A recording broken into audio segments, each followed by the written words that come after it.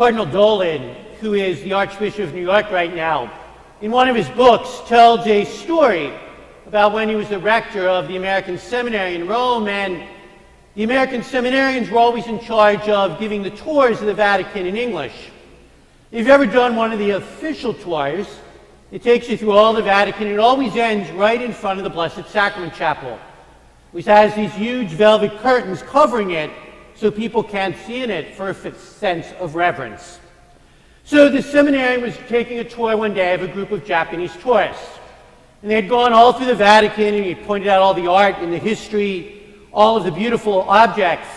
And as always, they ended in front of the Blessed Sacrament Chapel. And as he was explaining the Blessed Sacrament to these non-Christians, at the end of the tour, one of these Japanese men said to him, he said, "This Blessed Sacrament you have described is the greatest of all the treasures in this building filled with such marvelous things." And my friends, on Corpus Christi, that's what we are called to remember. The wonderful, even unimaginable treasure of the real presence of Jesus in the Eucharist. Today we celebrate a wake-up call, a reminder to never ever take for granted what happens each Sunday at this altar, that through the words of consecration and the miracle of transubstantiation, bread and wine becomes the body and blood of God himself. And this feast was established back in the 13th century because the church thought people were beginning to take it for granted.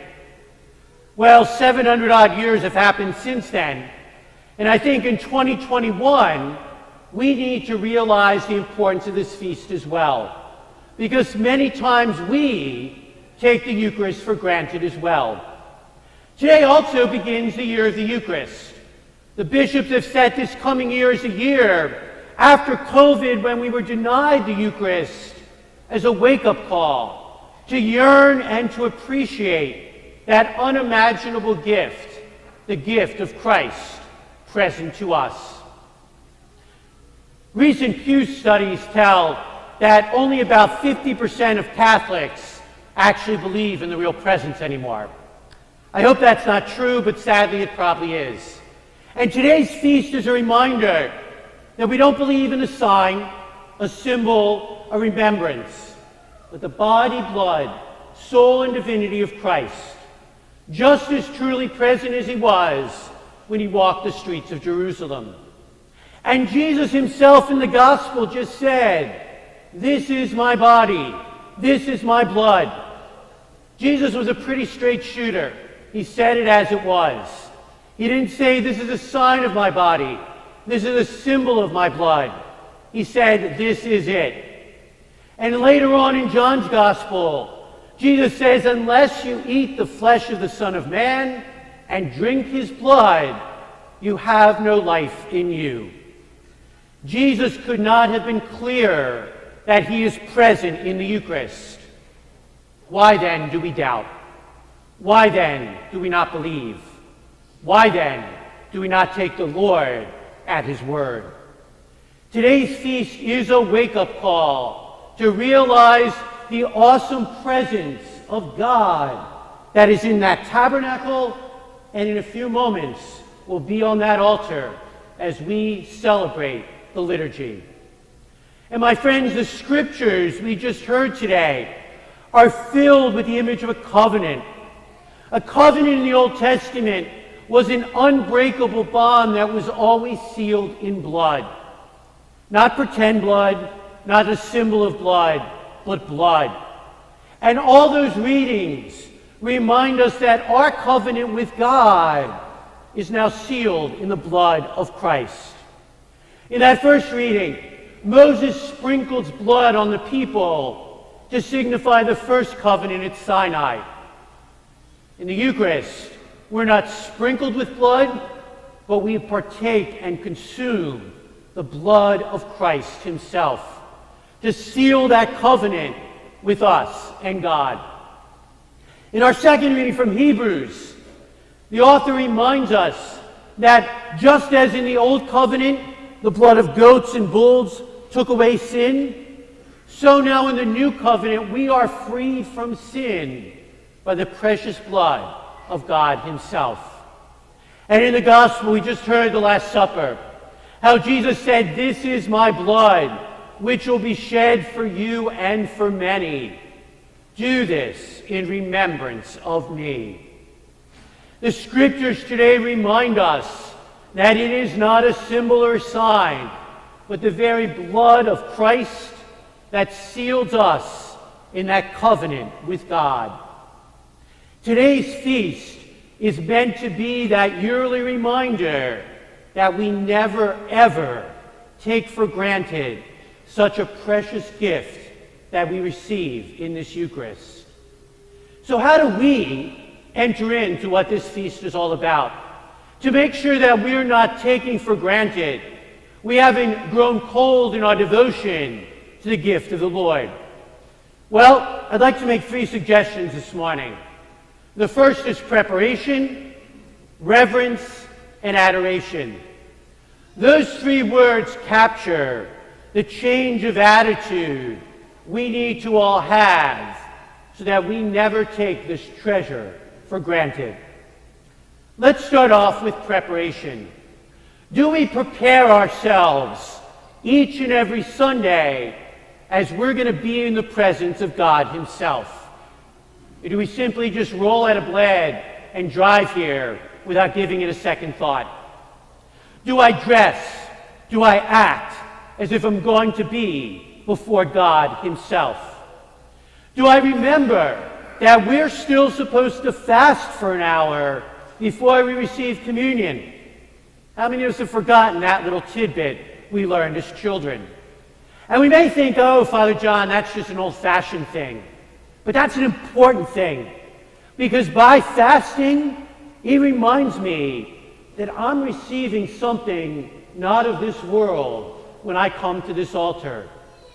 Do I prepare myself prior to Mass to receive God himself?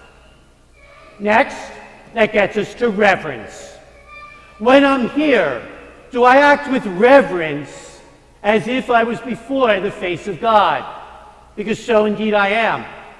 Do I sing? Do I pray? Do I participate?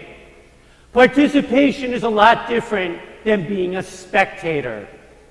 Mass is not a spectator sport. We don't come here to be entertained. We come here to participate. That's how we show our reverence for God. Do I remember that when I'm at Mass? And since it is here, and only here, that I can receive God, you've heard me say before, we can encounter God anywhere, because God is everywhere. But I can only receive him in the Eucharist. To take him into myself, where God becomes part of who I am. And that is such a special gift, such a special opportunity, that there should be very few things on this earth that keep us from being here every Sunday, because we realize how important it is. Do I treat coming to Mass with that importance? Do I realize how my actions demonstrate my reverence or lack thereof? You know, it often amazes me how people will come to church late and leave early. You wouldn't do that if you were invited to the White House. You wouldn't do that if you were invited to a movie screening with some famous Hollywood actor, because that would be disrespectful. Yet we do it to God all the time. A story to drive that point home. Several years ago, and it was not here, I was leading a pilgrimage to Rome, and we had a papal audience early in the morning. And there was this woman who was so worried that we would be late that she made us all get out of bed at 4 in the morning to get on the bus, 3 hours before the papal audience began, because she was so worried that if we arrived late, that would be disrespectful to the Pope. Now, at 4 o'clock, I was not real happy to be up. And as we're getting on the bus, and she's all, hurry, hurry, we're going to be late. I finally looked at her and I said, it doesn't start for 3 hours. And she said, Father, how disrespectful would that be if we should up late for the Pope? And I was not in a good mood, and I couldn't help myself. because this woman came to church late every week and left early. And I said to her, "You're worried about disrespecting him, but you have no problem doing it to his boss every week." She never was late for Mass again.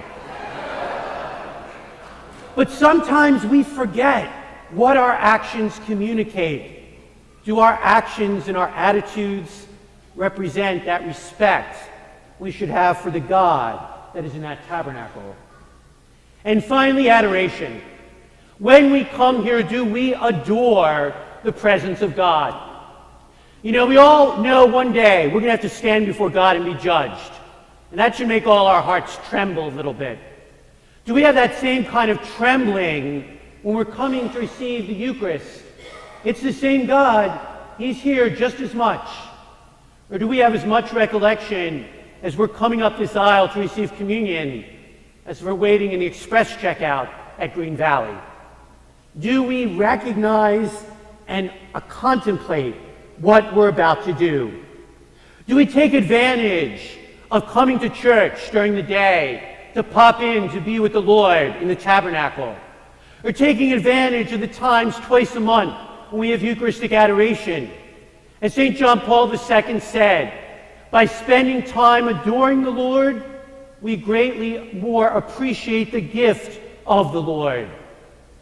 These churches should be packed on Adoration Day to take advantage of those opportunities, but they're not. There's a handful of us here at best. Are we recognizing that gift of adoration when Jesus is here to pour out our hearts, to open our hearts to Him, to, like I say to the kids, to have FaceTime with God, that unique opportunity that we have to be in the presence of the living God? Corpus Christi is a wake-up call to make sure we're showing adoration in our lives. My friends, today's feast is a powerful reminder of the treasure that we receive in this Eucharist. Our Catholic faith is centered and based in this Eucharist. And unfortunately, as you've heard me say before, we do it so often, 363 days a year you can receive the Eucharist, that I think we take it for granted. I think sometimes we're so accustomed to the Eucharist, we forget who it is we receive at that altar. Today's the wake-up call to make sure we prepare, to make sure we have reverence, and to show our adoration. In a very poignant way, we're going to do that at the end of Mass today, as we have our Eucharistic procession around the church to symbolize that we receive God here so we can take Him out of here, living in us, out into the world. Let's make sure the reverence and the adoration we show today is not just for a day, but that today truly is that wake-up call to never, ever take for granted the awesome gift that Jesus is about to give us, the gift of Himself, the gift of His real presence, the gift of our salvation.